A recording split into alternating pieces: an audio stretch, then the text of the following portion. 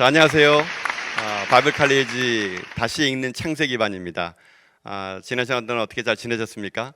오늘부터 본격적으로 이제 강의가 시작이 됩니다. 특별히 이제 이 다시 읽는 창세기 반 할 때는 여러분 성경책이 필요하거든요. 성경책도 여러분 함께 갖고 오셔가지고 함께 또 성경도 읽으시고 또 준비된 자료를 통해서 여러분 함께 또 우리 창세기를 읽어 나가면 좋을 것 같습니다. 자, 그러면은 제가 기도하고요. 저희들 우리 강의를 시작하도록 하겠습니다. 기도하겠습니다. 좋으신 하나님 감사합니다. 오늘도 우리에게 생명을 주시고 호흡을 주어서 하나님 말씀 앞에 오늘도 무릎 꿇게 하시니 감사합니다. 오늘의 말씀이 나를 살리고 그리고 우리 가정을 살릴 수 있는 귀한 말씀 될 수 있도록 성령이 이 시간 우리 가운데 말씀하여 주시옵소서. 지식으로만 깨닫는 것이 아니라 그 말씀이 나의 삶을 바꾸게 하시고 하나님의 살아계심을 삶으로 증명해내는 우리 인생 될 수 있도록 하나님 역사하여 주옵소서. 감사드리며 주 예수 그리스도의 이름으로 기도드립니다. 아멘. 자, 그러면 우리 자료를 보시면서 함께 이 시간 또 우리 오늘 강의를 시작해 보도록 하겠습니다. 자, 오늘이 비전교회 바이블 칼리지가 되겠고요. 저희들이 이제 보는 그 성경은 창세기입니다. 창세기인데 제가 이제 창세기의 이 토요일 날 읽을 우리 바이블 칼리지의 이름을 다시 읽는 창세기. 그러니까 우리가 창세기를 많이 읽어봤지만 우리가 한 절 한 절 속에 담겨 있는 하나님의 깊은 뜻을 다시 한번 발견해보고 읽어 나가자, 그런 차원에서 우리가 다시 읽는 창세기 반으로 과목명을 정해봤습니다. 자, 오늘부터 이제 이삭에 관한 이야기입니다. 이삭은 창세기 21장부터 35장까지 기록이 되어 있거든요. 이삭에 관한 이야기를 진행해 나갈 때 이삭은 이제 창세기 전체적인 50장의 분량으로 봤을 때는 그의 이야기는 그렇게 길진 않습니다. 그의 아버지의 이야기와도 묶여져 있고 또 그의 아들 야곱의 이야기와 같이 묶여져 있고 독단적으로 이삭의 이야기가 나오는 것은 많지 않습니다. 그렇지만 이삭은 아브라함에게 주었던 하나님의 언약을 이어가는, 다음으로 이어가는 그 프리즈 역할을 감당하다 보니까 이삭은 상당히 중요한 인물이라고 얘기할 수 있게 되죠. 자, 이삭의 이야기를 이렇게 한번 지도를 통해서 한번 보면 좋을 것 같아요. 뭐 지도가 여러분 잘 보이실지 모르겠지만 이삭의 사건에서 크게 몇 군데의 그 지명을 거기다 이렇게 그려놔봤습니다.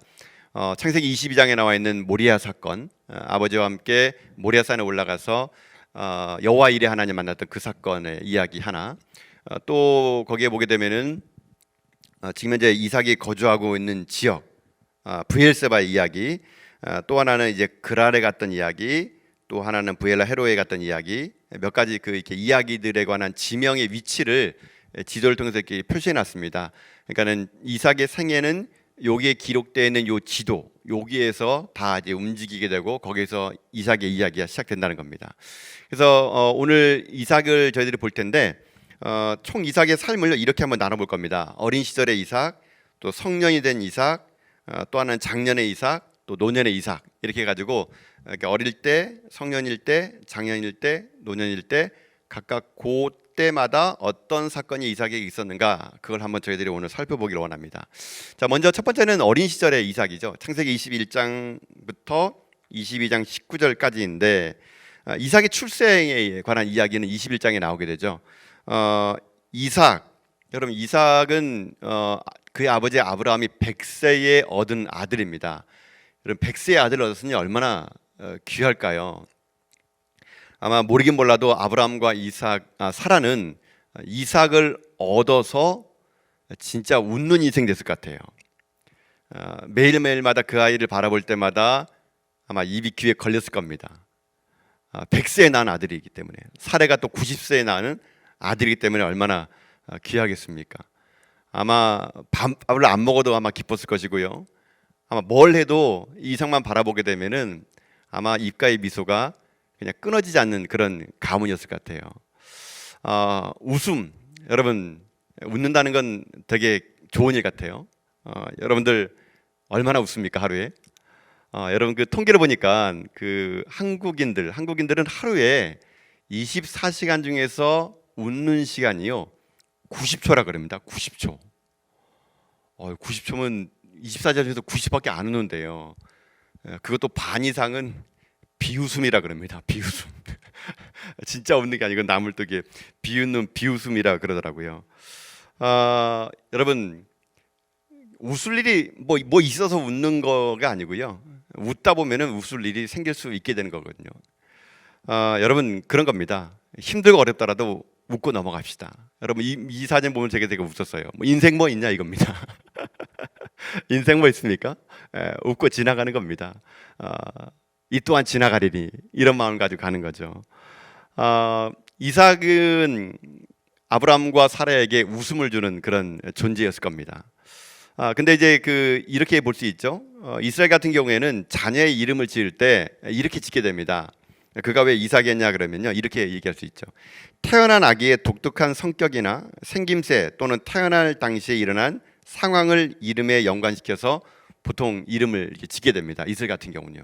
그러니까는 그가 어떤 태어날 때 상황이라든가 생김새라든가 성격이라든가 이를 가지고 이름을 짓게 되는데, 이삭이라는 이름의 뜻이 뭡니까? 여러분 아신 것처럼 웃음이에요, 웃음. 근데 웃음만 있는 게 아니라 좀 더 넓은 의미로 이삭의 이름의 뜻은요, 비웃다, 조롱하다, 웃다, 이런 뜻이 거기에 담겨져 있습니다. 우리는 그냥 이삭의 이름의 뜻이 웃음으로만 알고 있는데 그렇지 않고 이런 넓은 뜻이 거기에 있게 돼 있거든요. 여러분 하나님께서 아브라함에게 아들을 주겠다고 얘기하십니다. 그때 아브라함이 그 말을 듣고 웃어요. 그럼 그 웃음이 무슨 웃음이겠습니까? 비웃음이에요, 비웃음. 아니야, 어떻게 하나님, 내가 이렇게 나이가 먹고 우리 아내도 나이가 먹었는데 어떻게 우리에게 아이를 낳을 수 있습니까? 그러니까 의미 없는 웃음, 헛웃음이에요, 헛웃음.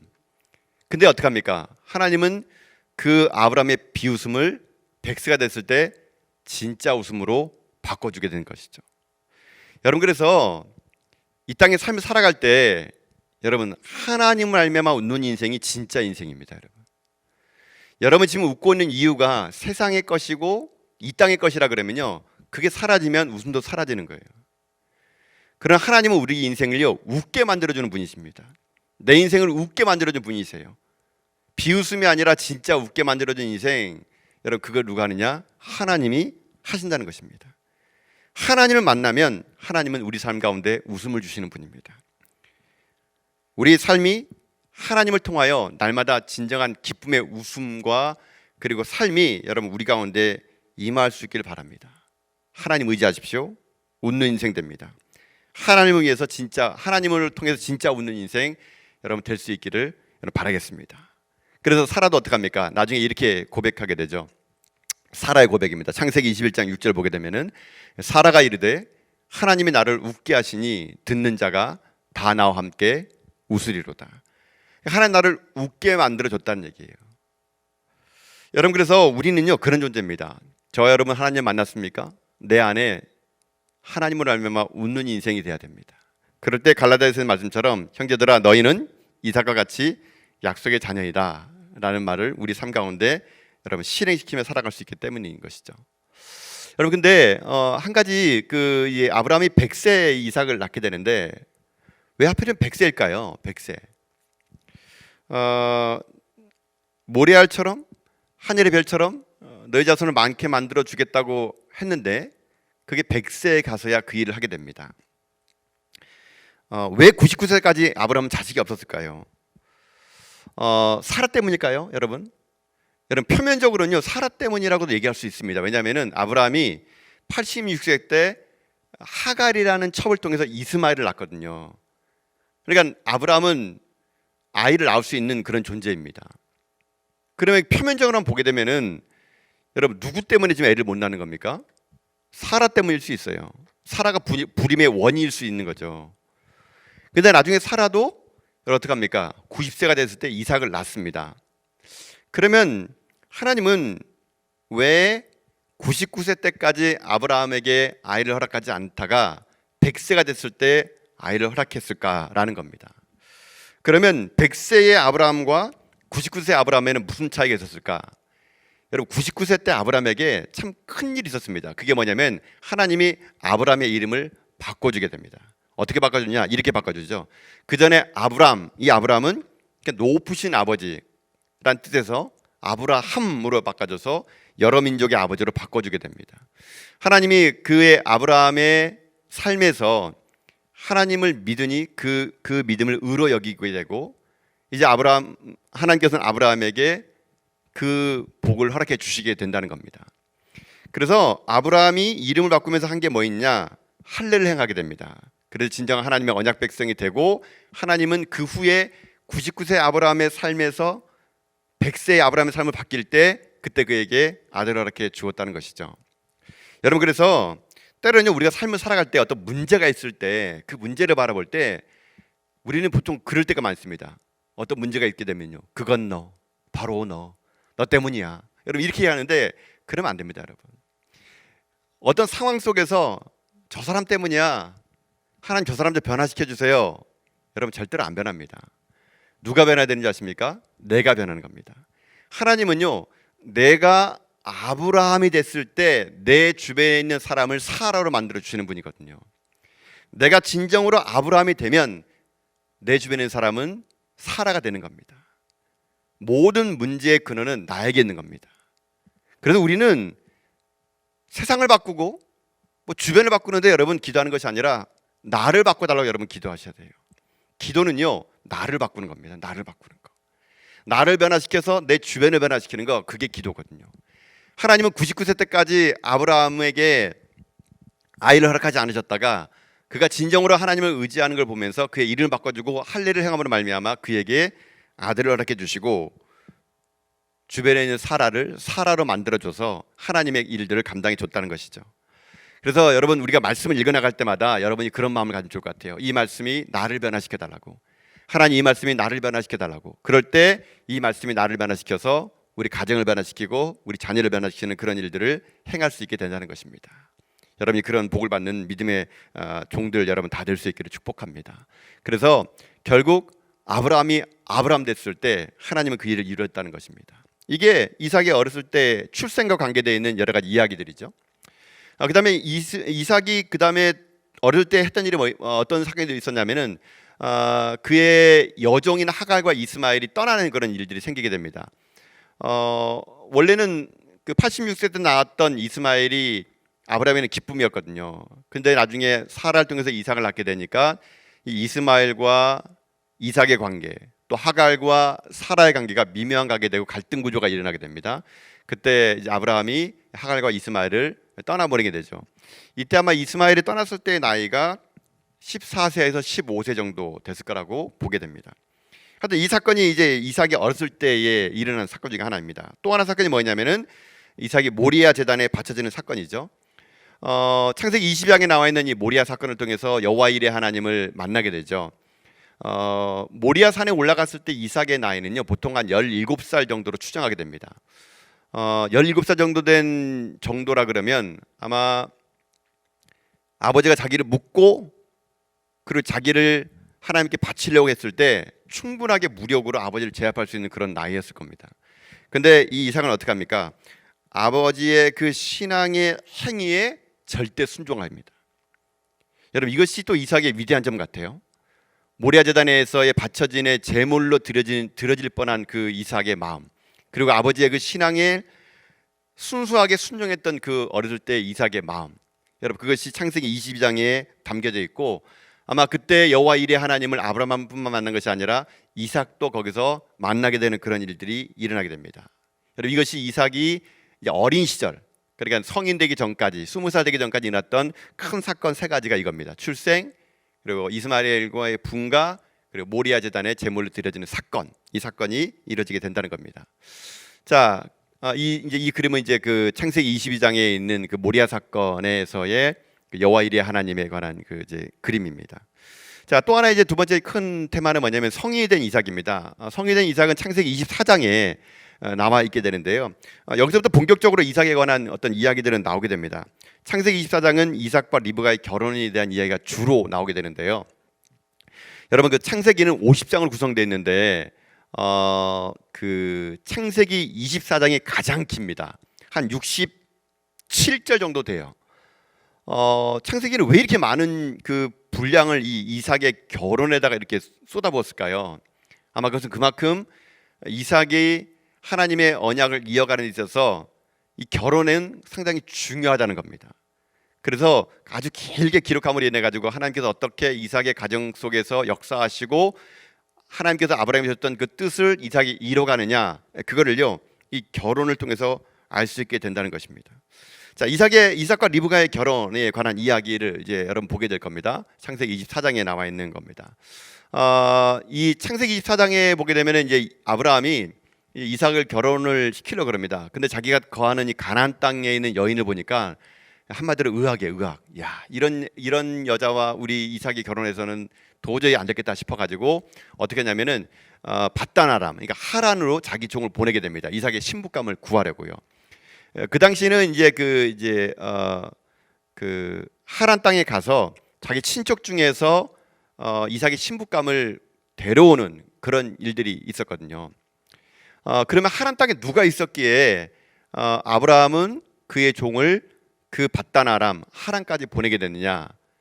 몇 가지 이것은 이 족보를 좀 봐야 우리가 이 이삭이 결혼한 리브가가 어떤 족보에서 나온 여자인가를 알게 되기 때문에 족보를 잠깐 우리가 볼 필요가 있게 됩니다. 여러분 한번 족보를 보세요. 좀 잘 안 보이실지 모르겠지만 좀 잘 봐보세요. 거기 보게 되면은 이제 족보가 쭉 나오게 되는데요. 자, 맨 위에 있는 분이 누구냐면 데라예요. 데라. 여러분 데라는 여러분 아시는 것처럼 아브라함과 나홀과 하란을 낳게 되죠. 창세기 11장에 나오게 됩니다.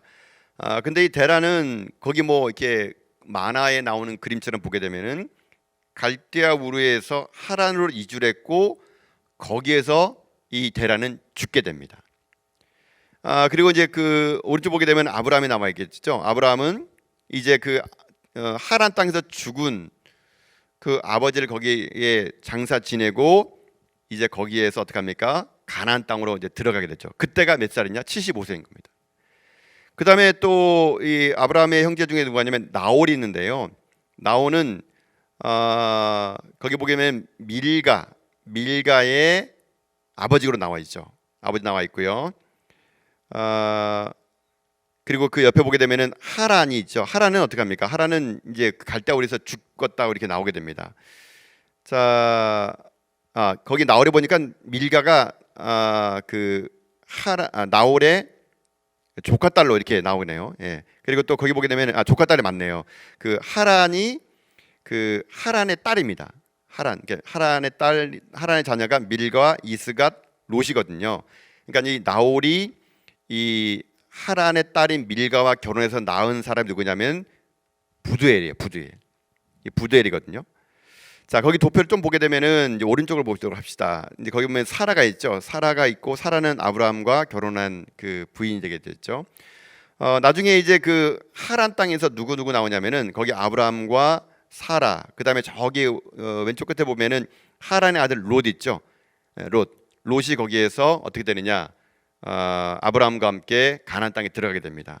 그럼 지금 하란 땅에 누가 남았냐? 쉽게 말하면 지금 아브라함이 종을 보냈던 밧단 아람에 누가 남았냐? 그러면 나홀의 아들인 부두엘이 지금 거기 남아 있는 겁니다. 하란에 있을 때 아브라함의 종을 만난 사람이 바로 이 부두엘이거든요. 그럼 부두엘의 족보를 좀 더 보겠는데요. 부두엘의 족보는 이렇게 볼 수 있습니다. 자, 부두엘은 리브가와 라반을 이렇게 낳게 되죠. 근데 이 리브가가 바로 누구냐? 바로 아브라함의 아들 이삭과 결혼할 그 딸이 바로 여기에 리브가가 되어 있는 거죠.